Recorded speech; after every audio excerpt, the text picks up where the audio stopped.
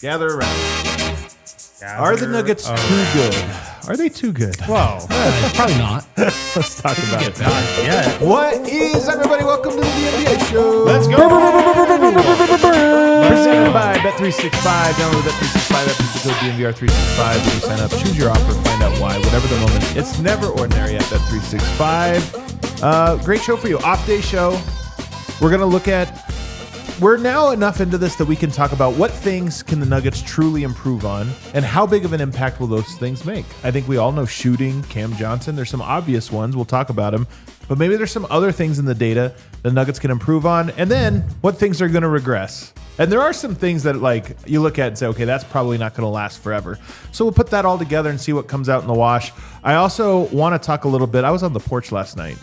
Nice. Just kind of thinking. It's like all nice and cold. You have to put a hoodie on. Just burning the time away. Just burning the time away, man. And I was thinking about, I always get nostalgic for Heat Nuggets. What is this, my damn microwave? He knew exactly what it was. Brennan Votes here. Very excited to be here because I was at the arena, so I didn't get to share my thoughts with you guys. I'm sure you've covered all of them, but why not hear it from me, right? Maybe not. Maybe not. Either way, I'm sure you'll see it slightly differently. Over here, Harrison Wind. I'm so hungover from last night, man. Like I feel like I barely slept. Really? Just dead hungover. Well, you're going to love this first segment then. Kale. Oh, let's go. Let's go to the hangover, shall we? Some hangover takes from last night. Nuggets get the win. Their fourth win in 6 tries. Vote, you were the one at the arena, so I'm going to let you lead, but I'm going to start you with this. Last night felt... The Nuggets in all of their wins have felt dominant for a stretch, and then I never feel like they're going to blow it. I always feel like they're going to win it. They're either going to win it in blowout fashion or, so close. It was a 6-point game, but really I think they gave up like a 4-0 run at the end. It was really more than a 6-point win. They were flirting with 10 to 12 the whole game, but that they didn't win by 10 or 12, I still think is of some importance here. I mean, it was David Adelman's kind of one of his first notes. I gave him a chance to kind of take a positive direction with the team only turning it over 8 times. And he said, yeah, but the way we close, I still think has to be a little bit better. And you can say no harm, no foul against the Kings because that's exactly what happened. Yeah. But of course, they're fresh off failing to close out the Portland Trailblazers. And I think, the fans are feeling, anxiety might be too strong a word. This team used to be really good in the clutch. And it no longer feels like they slam the door shut every time. Maybe they'll get back to that across 82 I think that games. might be something they can improve on.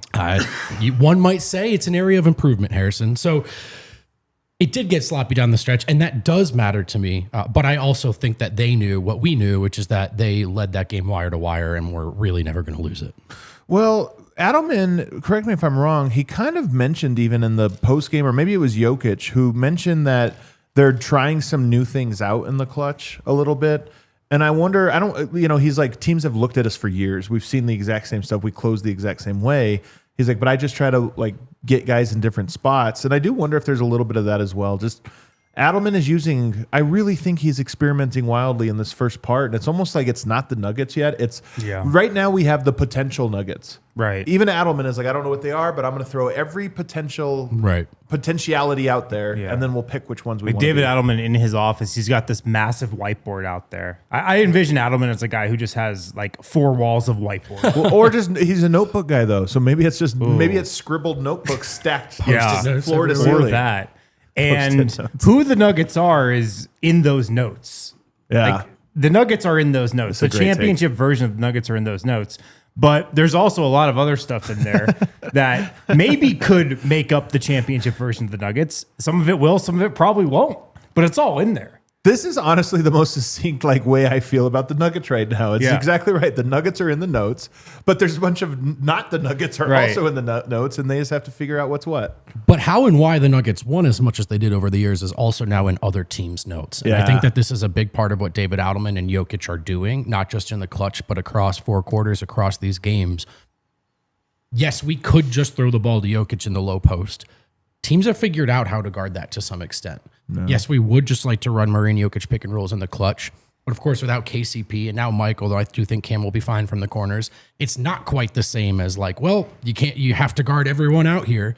So there is some value, I think, in experimenting with different ways to attack defenses, putting different things on tape, because whether you want to say one-dimensional, predictable, however you want to frame it, teams have figured out at least the best way to try to guard the Jokic-led Nuggets. Right.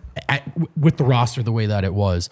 I think there's more to it than just adding new pieces. You still have to smooth out some of these wrinkles. I think David Adelman is very in tune with that. He's paying a lot of attention to that right now, and I think it's the impetus behind a lot of the decisions. It's a great point by ERL in the chat.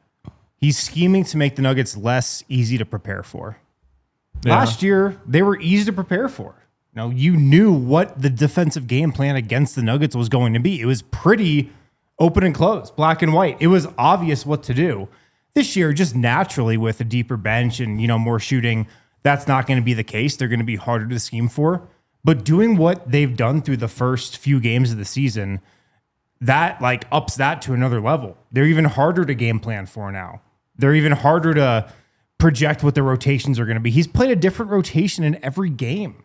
I'm curious how many other coaches have done that, through the first 6 games of the season.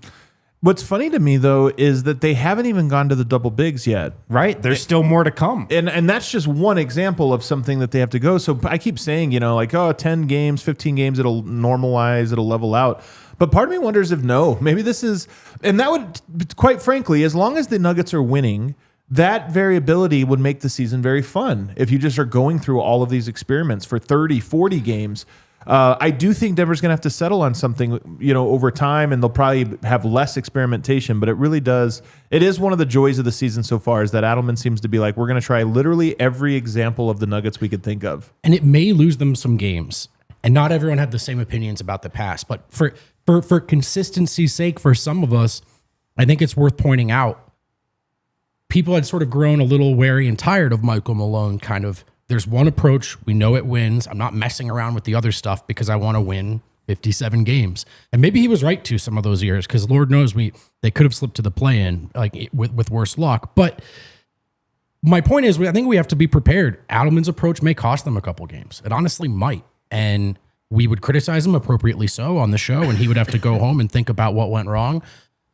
But we also have been calling for someone to be willing to experiment a little bit more, willing to change things up, willing to lean on some other guys, even if it means you don't set the team record and win. So if that was some of the logic coming in, I think it's worth keeping in mind as this season unfolds.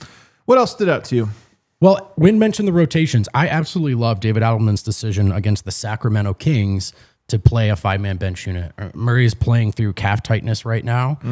Whether he should or shouldn't be, that's a whole other discussion, a separate paragraph. But we have long wanted to see ways for them to keep Murray's minutes down, right? As a guy who runs into a lot of lower body injuries. Well, when you're playing a team that's just not as good as you are, try the 5-man bench. Now, if it was a 5-man bench all season, we'd be pulling our hair out.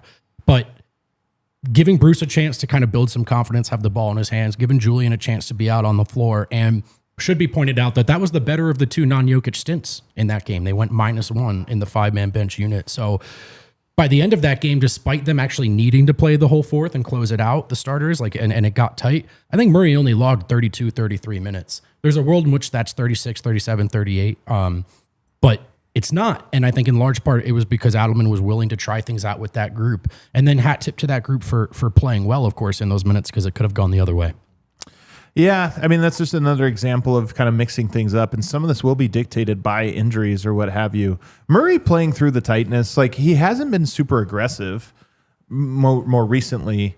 What do you see at the stadium? Is he still doing all of his same stuff? Yeah, I actually sat down and watched his entire warm-up, and I thought he was moving pretty well. He wasn't Like he likes to do this little kind of one-on-one scoring on the perimeter. Yeah, it's dope. I actually love watching that. He's one of the most fun warm-up guys because of it. He is, and he was not holding back on that warm-up at all. Like he was making movements and succeeding in movements that would not suggest he felt particularly hindered. I thought for the most part, his game came down to just missing the open threes last night. Now, it got a little wobbly with him in the final 2 minutes. Some people might want to focus on that. I think those were lazy turnovers, man. Agree. One of the turnovers was just like, come on. I think lazy is the right word. But I thought prior to that, I actually liked Jamal's approach. You know, one of my favorite plays of the game was Jokic was looking to score early, and he was in the post, and the help came, and he kicked it out to Murray, and there's only 5 seconds left on the shot clock, and Murray, like, literally immediately reposted it, and Jokic scored. I felt like he knew how that game needed to be played. He just missed some wide open threes, and then I thought got a little lazy down the stretch. I'll hold off on raising alarm bells about the calf tightness, but I also don't want to pretend that it's not. He's had a lot of lower body injuries, so I think any fan is entitled to feel a little anxious when they see that pop up. Yeah. Do you know what the all bench lineup was plus minus wise last night? Were they -1? -1. Yep. In 5 minutes. In 5 minutes. Yeah. 5 minutes, you know. But I'm saying it's pretty good. But that's 5 minutes you didn't have to play Jamal Murray, and you held the line. So I agree. I also liked the lineup itself. Now, against certain defenses, you're lacking ball handling for sure. In this case, though, 2 defenders in Bruce and Peyton, 2 shooters in Tim and Julian, and then 1 big Val. And that could work in theory, especially against a team like Sacramento, which I think is still trying to figure out the whole operation. They've got a couple guys playing well, but it's not really coming together for them yet. So I thought it was a good roll of the dice, especially considering where Murray's at. What I thought was really interesting, and you brought this up on the show last night from the arena, but getting the ball to Jokic and getting him aggressive early. David Adelman, like if we think about potential friction points, and I don't mean friction as in like they fight about this, but we don't know what it's like when David Adelman wants something of Jokic he's not getting. You know what I mean? Because we haven't really run into that yet. But one thing he might want that Jokic has traditionally been an enigma on is just start every game really aggressive, man. I know you don't like to. You want the game. And even after the game, Jokic was asked about it, and he's like, oh, no, I just play whatever is open to me. But Adelman came just short of saying, yes, I would love for him to be aggressive out of the gate because it allows us, the coaches, to read the coverages and adjust the game plan accordingly. Yeah, I mean, if the defense is the first one to adjust against the Nuggets, that makes things so much easier for the entire rest of the game. Like that's just so obvious. And last night, like that's what happened. You know, established Joke early, and they cooked. Yeah. But you know what it is, though, because he had a little detail here, a subtle detail, and he said whether he pops or whether he rolls, we have to get him the ball. Yeah. And so it's almost like he's saying, I wonder if Adelman, rather than try to confront Jokic, we need you to be more aggressive, we need more, he's studying him. Like, what makes him more aggressive? Like, it's us getting him the ball in the pocket. Okay, I'm going to try to do that early so that he is aggressive. And doing it early, exactly. So he's in an advantageous position as opposed to, hey, man, like we're kind of in the mud, go down there in the low post and make something happen. Right. It's like, you put me in a position to score. And of course, that's something you can do with Jamal Murray on the floor. His and Jokic's chemistry. I mean, Murray's progression as a pick and roll point guard over the years, it's well documented at this point, but it's really, really impressive. There was a time when Jokic would tell you vocally, literally, he would say, yeah, I'm a little frustrated with our inability to make entry passes, get me the ball. Murray in particular has come a long way in his ability to not just get Jokic the ball, but in a timely manner, to put him in an advantageous position. And then as you guys said, you get a sense of how they're guarding Jokic, which is what the Nuggets are doing here, as Adelman was basically trying to say. Like that's what we look like at our best. We want to get a taste of how they want to guard that. So there was another side to that quote, though, that I thought was really interesting. And let's also be honest, though. The Kings aren't exactly the most... They had some defensive possessions that were so bad, man. Yeah, they're not exactly the team that's going to deploy a real effective strategy guarding Jokic. Jokic's 14 assists were nice, but there were 4 or 5 of them where it was like he was at the foul line, he turned, and Christian was wide open under the basket. He handed it to him, and they were like, it's like, oh, you post them up in the first quarter. All right, that worked. Let's see if they're going to adjust. Yeah. Christian, awkward. And Christian, who likes to score at the rim, probably not a coincidence that his best games have come here and against the Pelicans. Like the two teams that so far have been like, well, we just don't care. We don't care. You can have it. What was the other side of this coin, though? So he talked about how he was asked, does it seem like Jokic is trying to score less this year or being less aggressive? And he said the only truth to that is if we can get through games without having to post him up 25 times, that's beneficial for us and for his body. So there's a little bit of a mix. And I think that's kind of the rope that Jokic is trying to tight walk right now. And on a game-to-game basis, it's going to be easy to nitpick. I have a gut feeling that 15 has a good plan for how he wants this to go across 82 games. He's also doing pretty well, man. I mean, I know we've seen him more dominant than what we've seen so far, but at the same time, he's averaging a more dominant triple-double than we've ever seen, and he's capable of a 34-point night like last night. So it's an interesting year so far, man. It is funny, but the Nuggets just are making it look easy when they win right now, and that's what's really encouraging. All right, let's take a break. I have some questions I want to ask Adelman on the other side that we can maybe talk about. Yeah, before we get into asking about the future being bright for the Denver Nuggets. Shout out to Fire on the Mountain, Denver's best wings. Well, they're now with DNVR. 15 super flavorful, made from scratch sauces, from mild to insanely hot, everything in between. They also got an awesome craft beer list and killer cocktails at Fire on the Mountain. $5 beers on Mondays, happy hour all day Tuesdays, appetizers, dressings. They got everything at Fire on the Mountain. Takeout and delivery, great place to catch a game, catch up with friends. So check them out. You can grab $5 pints on Mondays, all day happy hour on Tuesdays. That's today. You can go to happy hour all day today at Fire on the Mountain. Get some of Denver's best wings. They also now offer delivery from their Wash Park location. Try the best wings in Denver at the DNVR Broncos tailgate. Coming up on Thursday, Broncos Raiders game on Thursday. Tailgate's going to be popping. Fire on the Mountain wings will be there. They'll also be there on the 16th as well. Visit their spots in Highlands Ranch and Wash Park. Best wings in Denver. Shout out to Fire on the Mountain. Shout them out.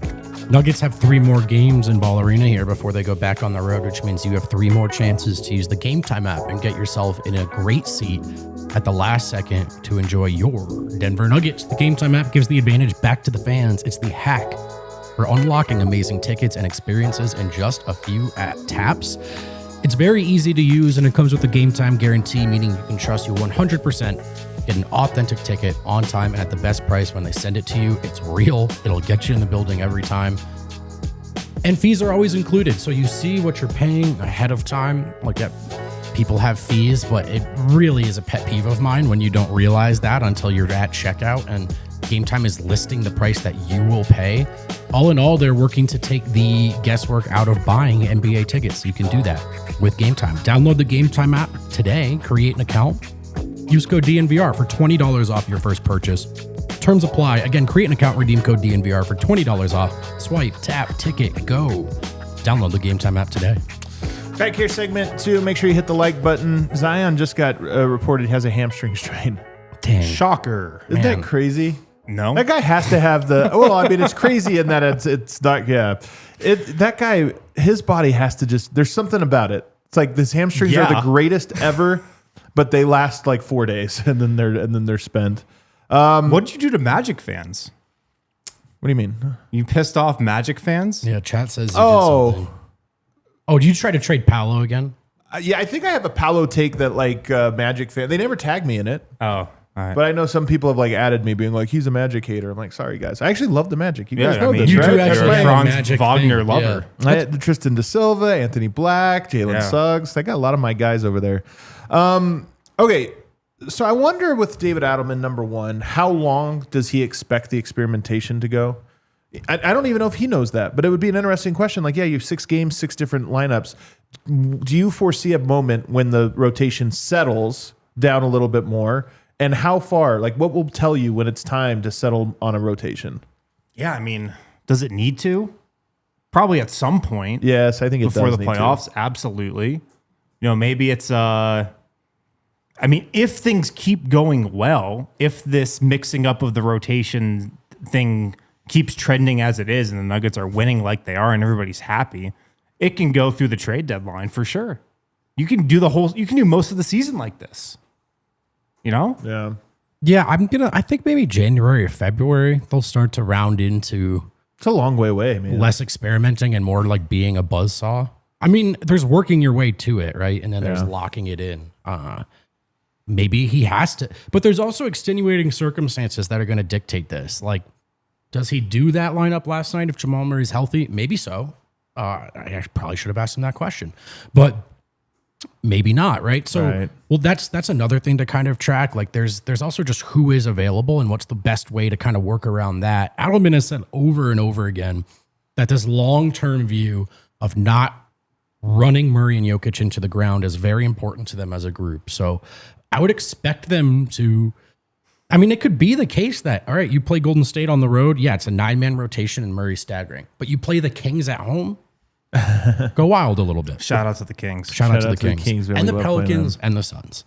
I would love to ask Jokic. We just talked about the posting up. It's to save him energy. I would ask, does that really cause, is that really an energy suck playing in the post? Because I've never heard him say that before. Yeah. And I never really thought about it. I mean, on the surface, it makes sense. From a fellow big man's perspective. Yeah, but I'm comfortable in the post. Or to me, like, even if it's Yeah. more energy, it's like, yeah, but that's where I go. There's another layer to it, though, which is that Jokic gets absolutely harassed in the post, especially by smaller sure. players. And I think he's a little exasperated with going down there, getting mentally. beat up, and not getting the calls. I think that's very taxing. And on oh him. shit, here we go again situation. I think that's what it is you're right. Like, he's comfortable down there, but he goes down there and they just hack the hell out of him and he's pissed off the whole game. And it's not just his body, too. I think Jokic also sees the value in, like, yeah, guys, we know I can go score down there. And other teams do as well. What else can we do? Well, hold on.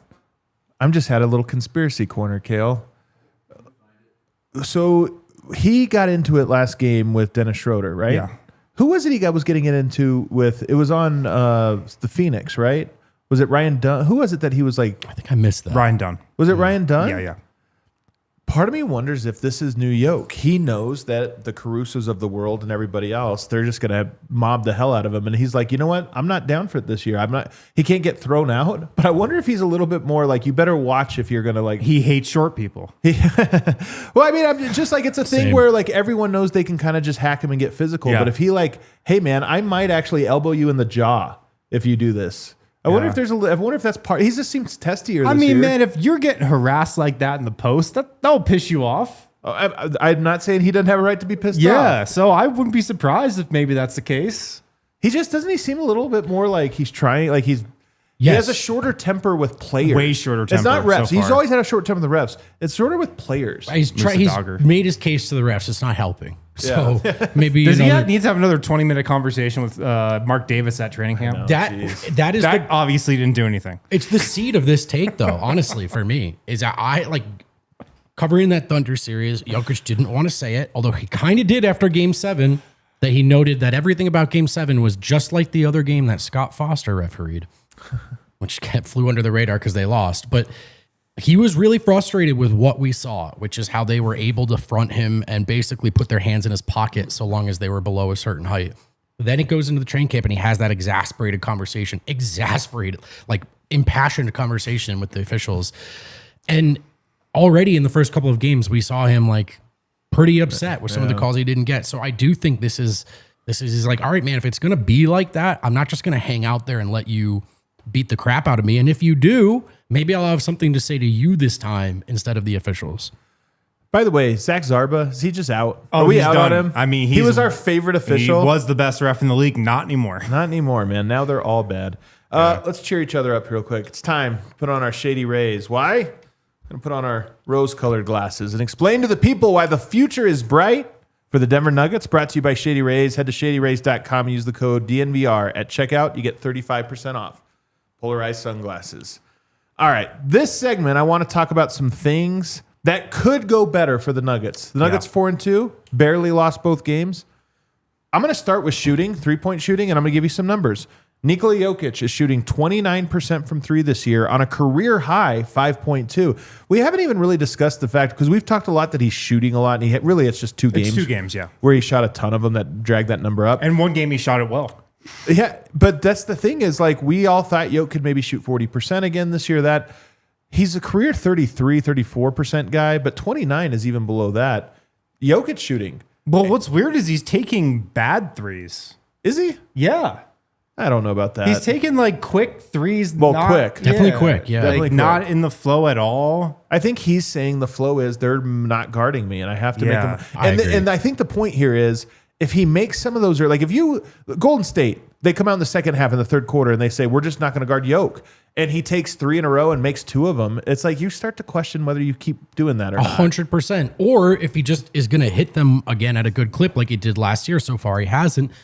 It's not even just about getting the defense to change. It's just about, let's eat this way. I am open. I'm a good shooter. So I think that's clearly a part of the bigger puzzle we were just talking about, and the equation of just what we were doing was kind of growing stale.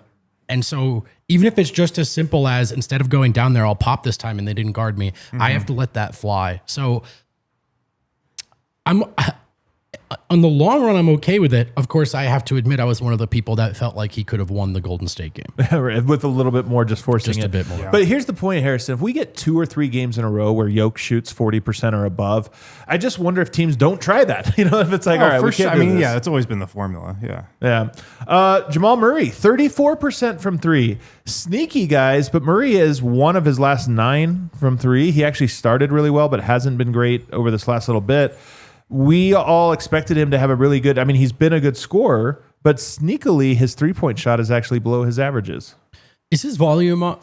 His volume is at 6.3, which is up from 5.9. But again, notably, the last 2 games kind of dragging things down a little bit. Yeah. I noticed that as well. I want Murray to take open threes. I want him to take them quickly. And if they go under, I want him to shoot them. I think this number is one that for sure will go. Jokic will go up. How high it goes, I don't know. Murray will get this closer to 38, 39. Just a couple of bad games here. I'm fine with almost every 3 he takes if he's open. Yeah. Yeah. I'm rarely complaining about a Jamal Murray 3, even if it's a little contested. Christian Braun is shooting 21% from 3. Another horrible number. Now, his volume is actually low. I think it's lower than it was last year. He's been like 1 of 3 every game. But both volume, and we all kind of thought he would take more threes. He said that's not necessarily the case. He knows what his shots are. But nonetheless, 21%. He was at 40% last year.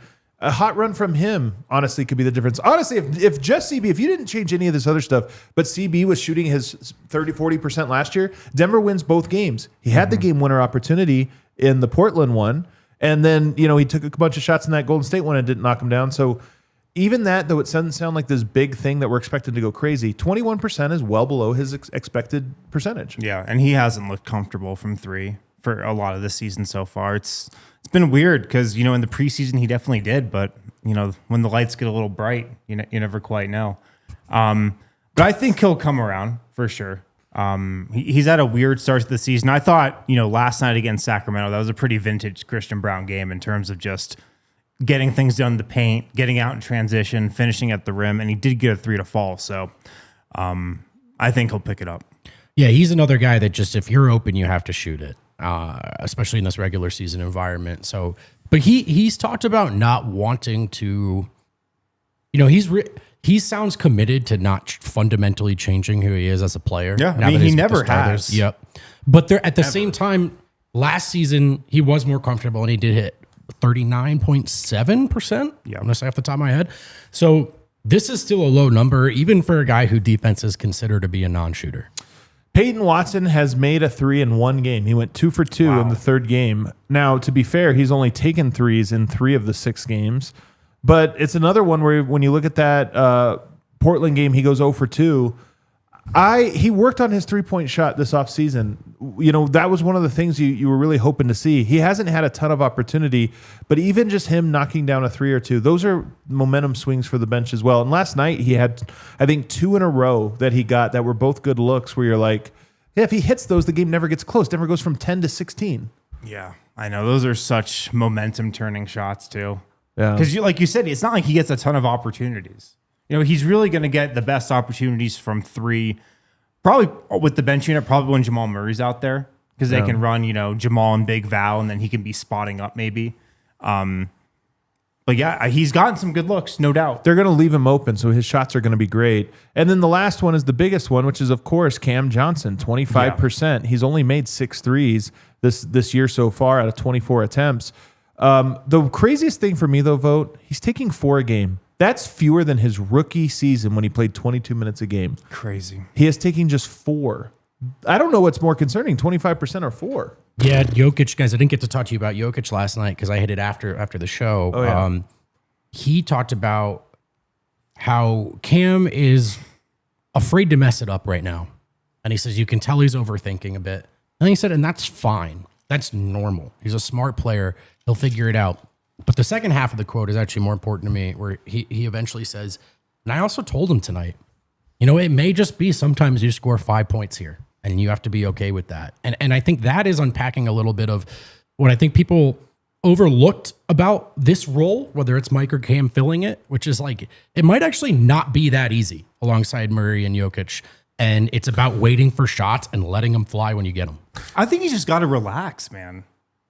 Cam Johnson seems so uptight, and every little mistake that he makes, you can even see his demeanor on the court. Like, he's frustrated. He looks like, he's wearing it on his sleeve. Every call that's against him, he's like blowing up at the ref. Like every little he has to relax, I think. Like, it's going to be okay, man. You're our guy. Yeah. You're not going anywhere. We got this for the whole season. Just relax a little bit. And hopefully, this is part of why this is why it would be great for the Nuggets to get to 7-2, 8-2, whatever it is you can get to, because it's like, all right, the pressure's off a little bit. We're not worried about. Give yourself a little bit of a cushion. The starting lineup is cooking. Just relax. This is one of those rare windows where being the smarter player hurts you. Think less, actually. Hopefully he can rewire his brain into what smart is. And unfortunately for him, smart is, you got to have a quick trigger. I mean, Tim Hardaway's getting shots up. Yep. It's like you just have to take them and just know that the team is prepared for it. And I think he will. It's the number one reason, though, in my opinion, why the future is bright for the Nuggets is either Cam is this bad forever, which mean worse than his rookie season, or he's having trouble adjusting and he will adjust, and then it's a value add. I just think it's the last one is so much more likely, but the numbers are what they are. 25%, 4 3-point attempts a game, and we're 6 games in.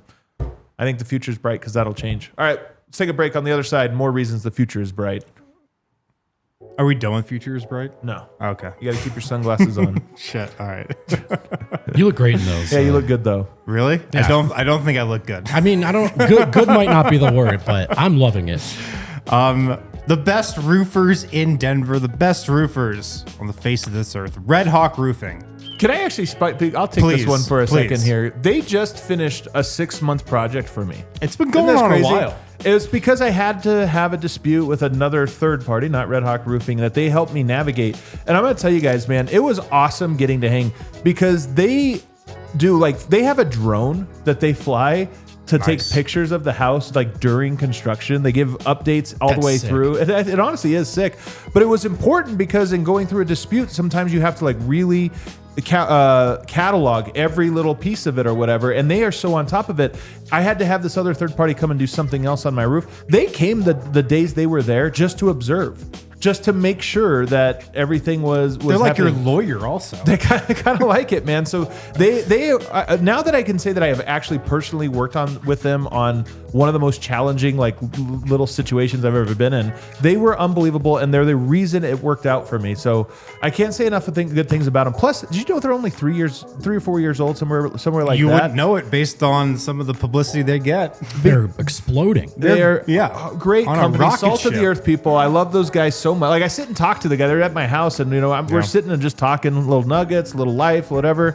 Great group, man. Can't say enough. There you go. RedHawkRoofing.com. Someone in the chat says Harrison looks like a crypto millionaire. I'm going to take these off now. Toyota's the official vehicle of DNVR. If you know about Toyota, you know about trucks. Always been a part of Toyota's DNA. But did you know that Toyota actually offers more low and zero emission vehicles combined than any other automaker? Combined, that gives you, the customer, numerous choices to reduce your carbon footprint. There are 16 different hybrid vehicles to choose from, like the Tundra iForce Max hybrid truck. And of course, they're SUVs for some safe, family-friendly fun and travel. Toyota SUVs take command on the road and on the trail, so you can explore the road less traveled without sacrificing those smooth city rides. And that's what Denver is about. The road less traveled is right there, and the city's right here. Although those roads are getting more and more frequently traveled.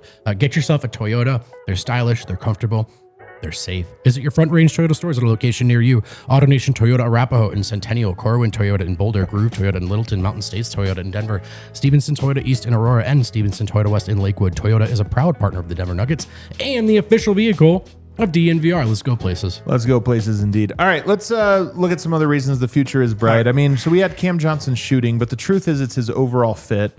He's only scored 10 points or more twice so far this year. Once was last night where he had exactly 10. Once was 15. His season high is 15. So just alone on, Jamal Murray said there are going to be points this year where he leads us in scoring. I still think that's probably true once or twice. I don't think it's going to be very often. But certainly 10 points feels like a floor for him. Like 10 points, I do think there will be a point at this year where 10 points is like the low of the week, not the let's hope he gets to 10 points. I mean, you should just get 10 points if you're playing 25 minutes with the starters. Like you should just walk into 10 points. Everybody else does.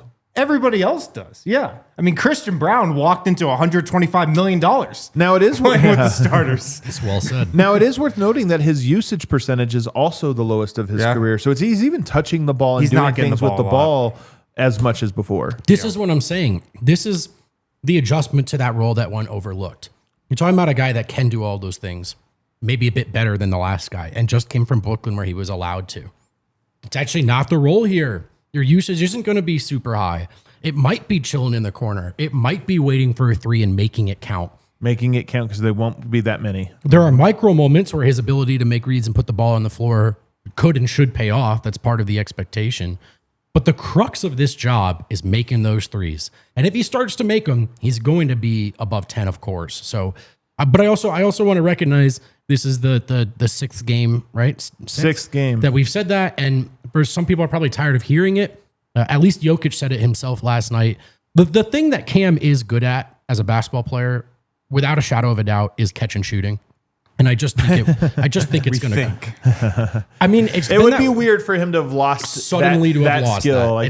It's the foundation of his game, weird. I think. So if he can get back, I mean, that's who he was in Phoenix a little bit. If he can get back to that in Denver, obviously it's going to go a long way. I might make a prediction for him tomorrow. I might add him to my bet slip tomorrow. I feel like tomorrow might be the night.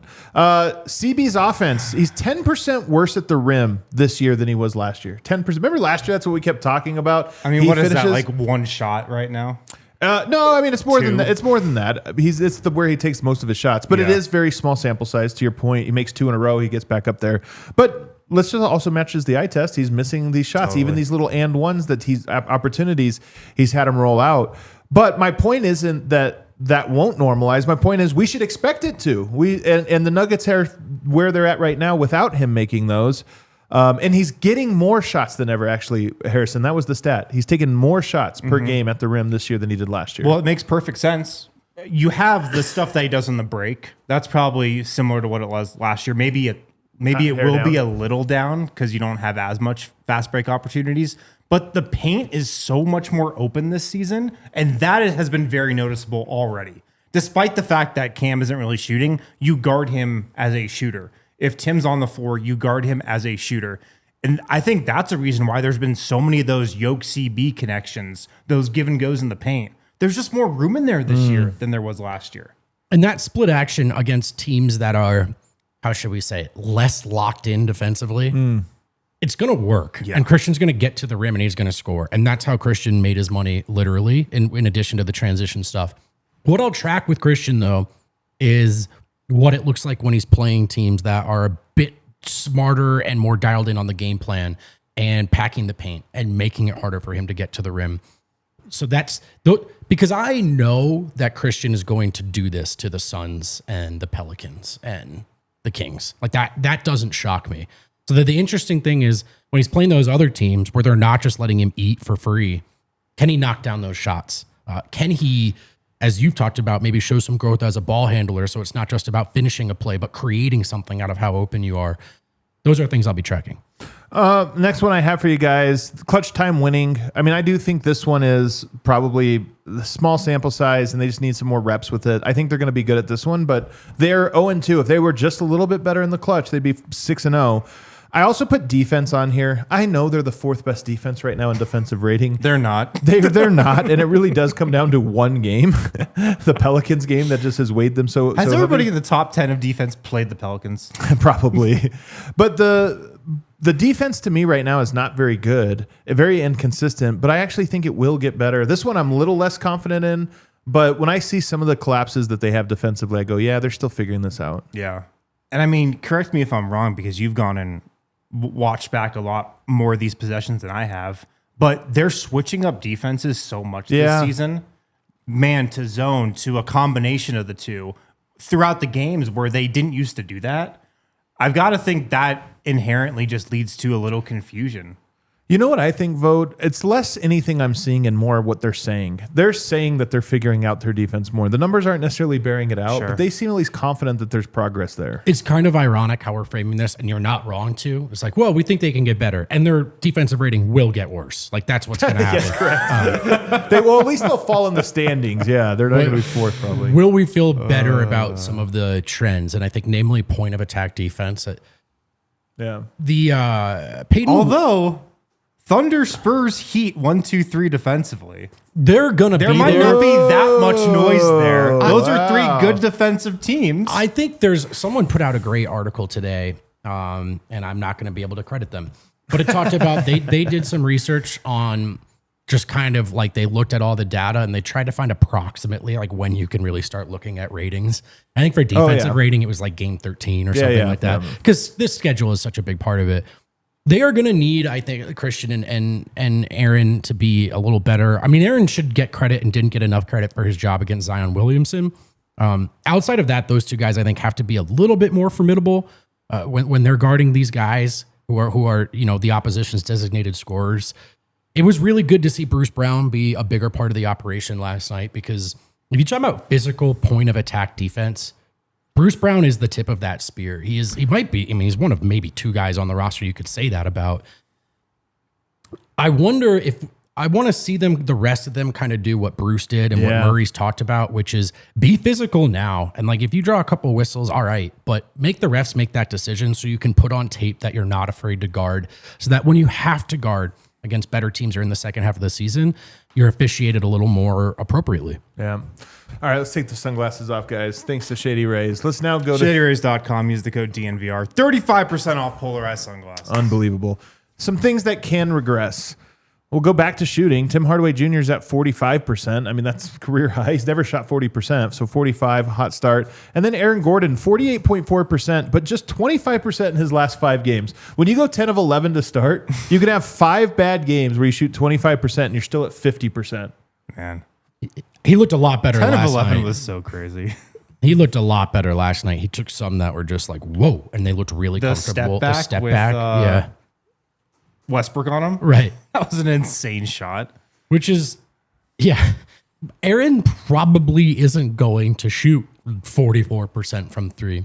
But it is real. It is real that the shot comes out of his hand better than ever, and that if someone just leaves him wide open in the corner or even on the wing, I feel better about it. I do feel like the Nuggets are getting a lot of open looks from 3. Yeah. And I think they're taking like 5 more threes right now per game than they were last year.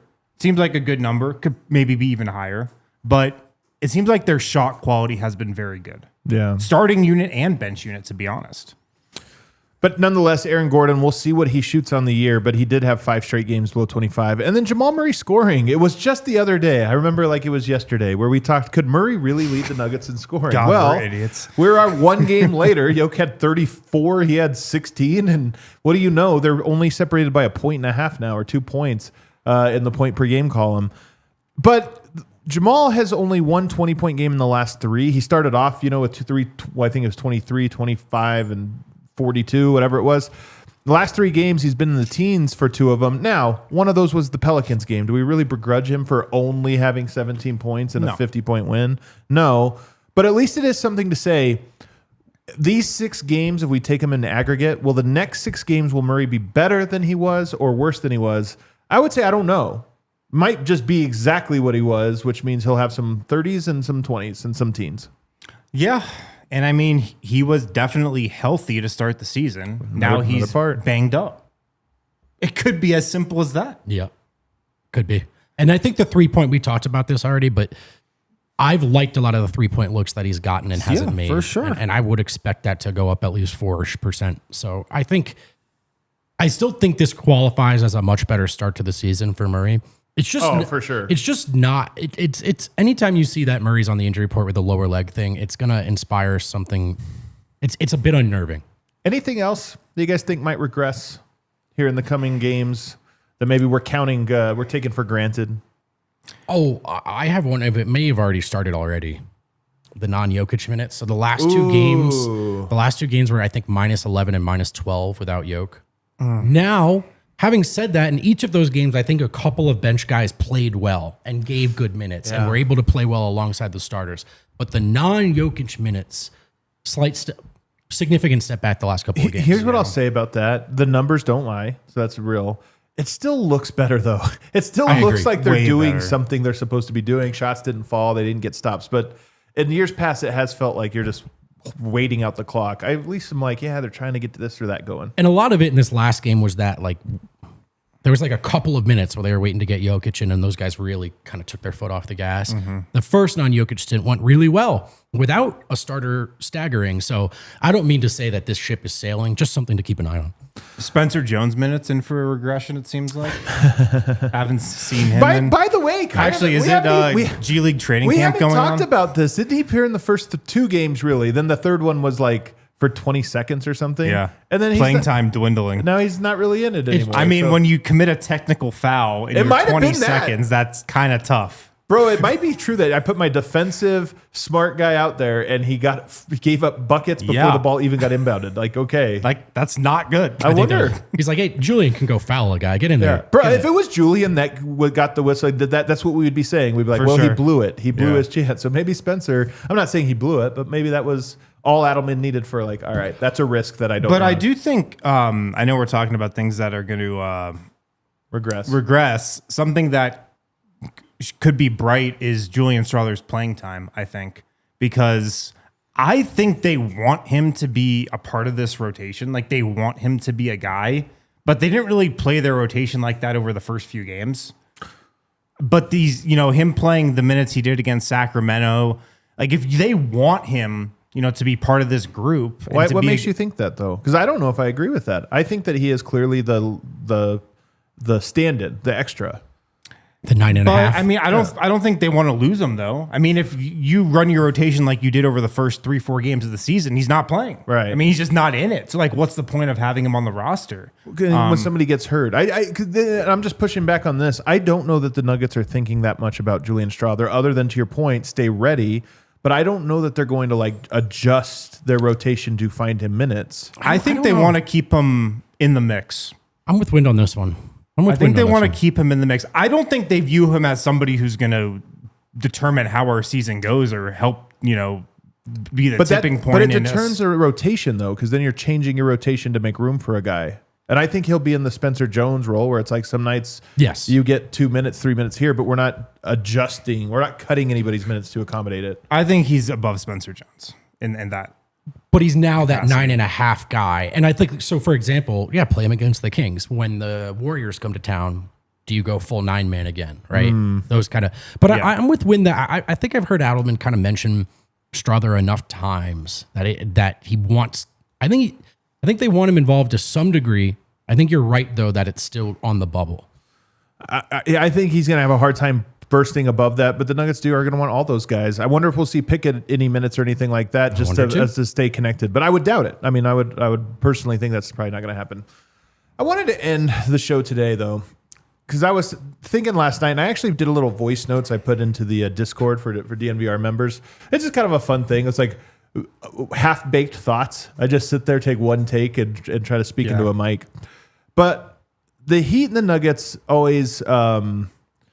I don't think about the championship that much. How often do you guys sit and like think about the championship or watch highlights of the championship? Seldom, right? Seldom. Not in the last year. Yeah. Very, very seldomly. But it is a happy memory. It's just you don't really dwell on it all that much. And the Heat are the only ones that I think kind of get me to go back to that. And it's not even because that's who they played in the finals. Part of what was so cool about that season, in my opinion, was that the two teams that met in the finals were the toughest and the most connected. And I think everybody if you guys remember, it was like, it should be Boston and Denver. I can't wait. Right. The two most talented teams. And it was like, no, it wasn't the talented teams that made it. It was the toughest and the most connected. Denver also happened to be the most talented. They were. But Miami wasn't. And so I've always kind of appreciated that aspect of them, that everybody knows this concept of Heat culture. You know what I mean? Like if you say Heat culture, you know what it means. I kind of don't. I'm just It means like we're going to be disciplined and noble in this like weird way, right? We play as a team. We're going to play hard nose. Right. Our guys are going to be in shape. Yeah, we're going to have a guy doing a point shaving scandal. Well, you're right that it doesn't cover everything. But I think that for Denver also has that. I think it's just not, we don't have good branding. Don't you think there's such a thing as Nuggets culture? In the Jokic era, I'm not saying this is organizational the way it is with the Heat, but as long as Jokic is here, there is a culture. The culture is unselfishness. I agree with that. And I think that's reflected most in the few blips we've seen in that. Anyone who shows any amount of selfishness, no matter how well you played for the Nuggets, really. Or how well you coached or how well you put together a team. You're out of here. Like they're not dealing with that anymore. And so I think that's true. They should paint it on the paint. They should write unselfish on their jerseys. And the S should be a 5. Yeah. But here's the other thing about it that it got me thinking is I really genuinely look at basketball this way. Like there's this one way you can categorize things.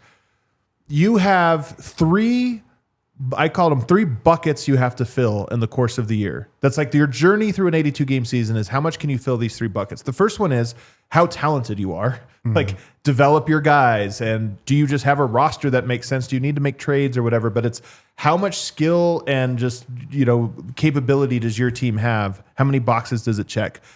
The second one is your connectedness / do you play the right way? And I don't think there's any one right way to play basketball. You can win in all these different styles. The question is, what is your right way? Given the guys that you have and the things that you have, what is the right way for you? And the thing a team has to figure out throughout the course of the year is, what is our right way? And does everybody play connected and buy into that so that everybody's doing that? And you just try to fill that bucket throughout the course of the year. And hopefully by the time you get to the playoffs, you're as full as you can be. Some teams are half full. Some teams are empty. Some teams have mastered that, and they're already all the way up. And then the last one is toughness, and that's just like, how scared are you as a team? Are you afraid of a situation? When the going gets tough, do you guys find resolve? Do you like you get more focused and you just like take on any task? Do you play hard? That's that one. And I just think Miami and Denver are examples of teams that have kind of at their best filled up those last 2 buckets and then left the skill bucket to chance. Like, what is our team? We don't know. We'll find out. And both of those teams right now, when I watch them play, they look like seedlings of that. They look like they're 6 games into an 82 game process of that. And the Heat aren't necessarily impressive, but I still respect what they're trying to do. I'm like, oh yeah, they're building towards the right thing. They're probably not talented enough. Yeah. And that's why I always like this matchup, because I feel like it's like a sacred matchup. Yeah, a real culture off. The culture war. Small prediction. I think it's our version of convicts versus Catholics. Just same thing. I think my small prediction is I think the Nuggets open in zone against Miami again. Why is that? Miami doesn't set any screens, but they do want to drive a bunch. And it's just like this motion offense where they drive, and they want you to have to run with them. And then they play blistering speed, but they're going to come into altitude. But I just think that if the paint on the court tells me anything, they're conditioned. But I think this is one group that, like, even when you say running, you think transition. The Heat run you in the half court. It's motion. They're driving to the rim, and they want you to kind of exhaust yourselves trying to keep up with it. I think the Nuggets might try that zone again, just because A, they want to keep working on it. But B, it might be a good approach. Portland is a team that drives a lot. They opened in zone. I just wonder if we see it. Yeah. What I've loved, to your point, Adam, about like how the Nuggets have looked in these first few games and how it relates to their identity and their culture. This year's team from last year's team is very different. There's a lot of things very different about this organization and team, from right now to where they were a year ago. But, they still feel like the Nuggets. David Adelman, I still feel like he's a guy like Michael Malone who coaches with a little chip on his shoulder. I still feel like he's a guy who can bring that fight, out of people. That's going to be one of the most interesting storylines. Like, how well can he do that? But he is a fiery guy. And, like, this team has definitely shown qualities of the unselfishness, playing for each other, way of basketball that we've gotten to know this team as. So, I just kind of love the seeds they're planting here over the first few games, because like you can see the vision. Like you can see the vision and how this can be the best version of Nuggets basketball that we've seen.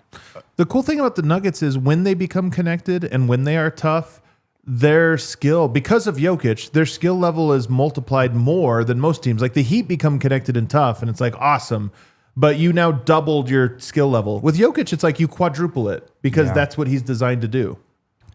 I agree. Also, just to go to the toughness part of it again, the fight part you were mentioning, if you're going to lose a guy like Russ, you have to bring a guy like Bruce Brown back. Yeah. And I think we saw it last night with Bruce, not just that he played well offensively, but when he drove and scored and then just started yelling in Dennis Schroeder's ear, and Dennis was like, oh, I wasn't even involved in the play. Like, that's Bruce, man. Like, he's a junkyard dog. Protect home floor. And so far, all of his best games have come at home, by the way. The thing about Bruce is he's like pugnacious in that way, but he's also good for the vibes. Like, he's not trying to fight his own guys. But he is Totally. He's itching for confrontation with the opposition. And I think Denver had this swagger in Ball Arena in 2023 of like, you want to come in here and run with us? Good luck. Right. And I'd love to see them get some of that back. And I just think Bruce has that, whether he's averaging 6 points per game or 10. Yeah. Did you see the part where him and Schroeder got into it, and then the ref came over to break it up, and they're like, no, man, we're cool. We love this. We're cool. They were like brothers that are like fighting in the basement, and the parents come like, what are you guys doing? Like, no, we're fine. It's fine. We're fine. It's fine, Mom. Don't worry. It's nothing. We're just playing. Yeah, we're just playing. That's what it was like. That's why I like Heat Nuggets. And it puts in perspective this whole situation with Cam Johnson and anybody else is it's like, yeah, man, that's the point. That's what makes the Nuggets cool is it's not the KD Brooklyn team where it's like, we just have some talent. Nobody really needs to play. Or the Clippers. Nobody really needs to play. We don't even need a head coach. We don't even need a coach. Just put them out there and the playoffs come, we're going to be talent. It's like, nope, this is a process and we're on step one. We're still on step one. I can't wait till we move to step two. But we're on step one of maybe a 10-step process. And that's what makes the Nuggets fun. And by the way, it's what makes the storylines great. I was thinking about this today. Like, this is how I follow the Broncos over the last 8 years. Where I'm not going to give them every Sunday of mine, just because I do a lot of stuff now with DNVR that if I get a Sunday, I'm going to spend it with family or do something else. But there is this thing where I'm like, let the storylines develop and I'll dive in once they're established. I think this is a year, if I was telling the me version, of the Nuggets fan version of me, who's like casually into it, I would say this is a year where I actually think the storylines are worth following from start to finish. Last year might not have been the case, honestly. You could have missed the first 3 months and dove in and got up to speed. I agree. And that's why I really enjoy doing this with you guys, because I think from the season preview to the doc to doing the show every day to what I try to write, we want you to be able to go back and trace the through line. You know what I mean? Like what's the tectonic shifts, like what's brewing under the surface right now matters. And I think there's this, I think we're kind of getting away from the regular season doesn't matter thing. Because I think a lot of teams are using this to establish identity, to build habits. Oh, with this team, it definitely matters. With this team, it matters. And that's kind of one thing I've always liked about the Nuggets, but that kind of got a little stale as we saw such little change. And for better or worse, and I do think better, there's just a lot more to sink your teeth into right now. And it's fun to do. Yeah. We have any super chats, Kale? None today. What the heck? I was not planning for that. I know. I saved an extra minute for super chats. What should we do? Okay, with it, I got you guys. This one's from Cedric Exquisite. It says, yeah. No Wind, no Adam, no Kale. Yes, Bruce. Good job, vote. Cowboy hat emoji. This one from Kyle Stevens. He says, hey, Wind. I got the off day show again. God, Sorry, man. That's all you can get. And lest we forget, from Diz, Heat Nuggets. What is this? Is he coming back? He's microwave? got to make his return tomorrow. I know. There's a lot of pressure on him. There is a lot of pressure on it. What have the Heat been doing?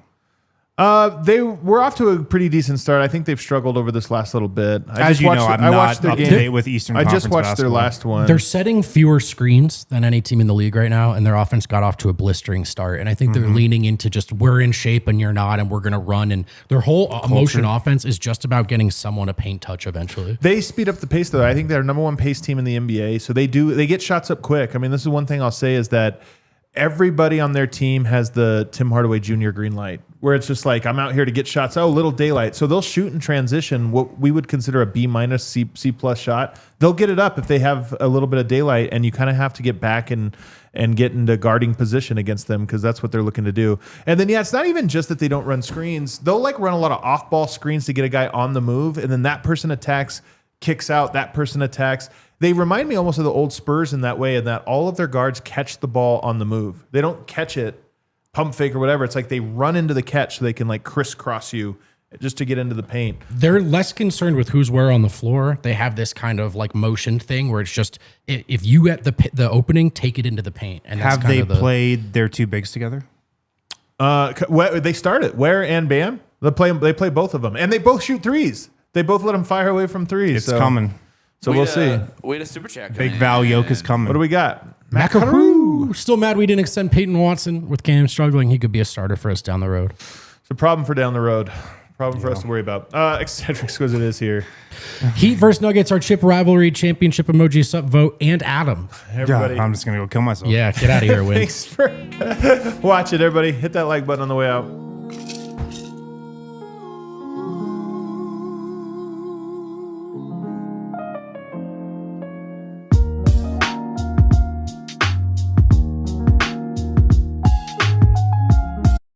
We all silly like the mayor.